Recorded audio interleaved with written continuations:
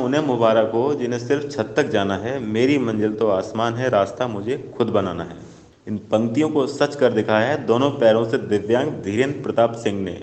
जनपद मैनपुरी के संसारपुर गांव में रहने वाले 23 वर्षीय धीरेन्द्र प्रताप सिंह की कहानी भी कुछ ऐसी है। वह पैदाइशी दोनों पैरों से दिव्यांग हैं। धीरेन्द्र बचपन से ही पढ़ाई में बहुत अच्छे हैं। 4 भाई बहनों में दूसरे नंबर के धीरेन्द्र के पिता मजदूर हैं। धीरेन्द्र ने बताया कि वह अपनी दिव्यांगता को कभी भी अपनी कमजोरी नहीं मानते। धीरेन्द्र का कहना है कि वह किसी पर बोझ नहीं बनना चाहते। धीरेन्द्र बच्चों को पढ़ाकर खर्चा अपना खुद चलाते हैं और घर चलाने में अपने पिता की आर्थिक सहायता भी करते हैं। धीरेन्द्र नर्सरी से कक्षा 10 तक के बच्चों को ट्यूशन देते हैं। धीरेन्द्र कहते हैं कि वह भविष्य में एक टीचर बनकर शिक्षा की अलग जगाना चाहते हैं। धीरेन्द्र उन लोगों के लिए बहुत बड़ी प्रेरणा बन चुके हैं जो लोग अपने जीवन से बहुत निराश हो चुके हैं और उन लोगों का कोई लक्ष्य नहीं है। धीरेन्द्र प्रताप सिंह। आप दोनों पैरों से दिव्यांग हैं, कब से ये समस्या है आपको? ये हमारी पैदाइशी से समस्या है। बचपन में जब जन्म हुआ था तो हमारे दोनों पैर उपस्थित नहीं थे और पढ़ने का शौक़ उनको बचपन से ही था। और पढ़ने के बाद मैंने सोचा मैं किसी के ऊपर बोझ बनकर नहीं रहना चाहता हूँ। फिर मैंने बीएससी करने के बाद पढ़ाना स्टार्ट कर दिया बच्चों को। तब से कंटिन्यू पढ़ा रहा हूँ। 3-4 साल हो गई समथिंग पढ़ाते पढ़ाते।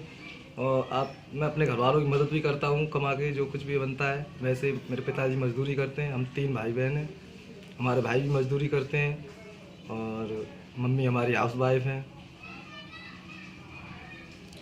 कभी इस समस्या को अपनी मजबूरी नहीं समझा आपने? मैंने इस समस्या को कभी मजबूरी नहीं समझा। मैं पढ़ने जाते तब भी मुझे बहुत पढ़ने का शौक़ था। मैं पैदल भी चला जाता था पढ़ने के लिए। कितनी दूर चले जाते थे पैदल? ये समथिंग में 3 किलोमीटर के समथिंग में पढ़ता होगा स्कूल। ऐसे ही जाते थे? ऐसे ही चले जाते थे, कोई मदद करने लायक नहीं था। धीरेन्द्र जी, आप एक प्रेरणा बन चुके हैं लोगों के लिए, क्या संदेश देना चाहेंगे आप युवाओं को? हम यही संदेश देना चाहेंगे कि जो कुछ युवा कमाने लायक भी हैं फिर भी घर पर निठल्ले पड़े रहते हैं, उनको कुछ तो करना सीखना चाहिए कि मैं जब कर सकता हूं तो वो भी कुछ ना कुछ कर सकते हैं, ज़रूर कर सकते हैं। जब मैं कर सकता हूं तो वो क्यों नहीं कर सकते हैं? भविष्य में अपने आप से हार नहीं माननी चाहिए। मैं कभी अपने आप से हार नहीं मानता हूँ। भविष्य में क्या बनना चाहते हैं? भविष्य में अभी तो टीचिंग लाइन में फंस चुके हैं तो टीचर ही बनना चाहता हूँ। भविष्य में अब मैं केवल बच्चों को पढ़ाना चाहता हूँ, जागरूक करना चाहता हूँ, एक शिक्षा की अलग जगाना चाहता हूँ अपने भारत देश में। मेरा नाम रतिराम कठेरिया। आपके बेटे धीरेन्द्र हैं, ये इनके दोनों पैरों से ये दिव्यांग हैं, कब से ये दिक्कत है इन्हें? जी, इनकी पैदाइशी इसी तरीके पैदा ही हुए थे, पैदाइशी हैं ये। बच्चों को पढ़ाते भी हैं धीरेन्द्र? हाँ जी, इस पर क्या कहना चाहिए? बच्चों को पढ़ाते भी हैं सर। आप धीरेन्द्र ने बताया कि आप मजदूरी करके परिवार का भरण पोषण करते हैं। जी हाँ, मैं मजदूरी करता हूँ। मजदूरी करके ही बच्चों का भरण पोषण करता हूँ। मजदूरी करके ही इनको पढ़ाया लिखाया।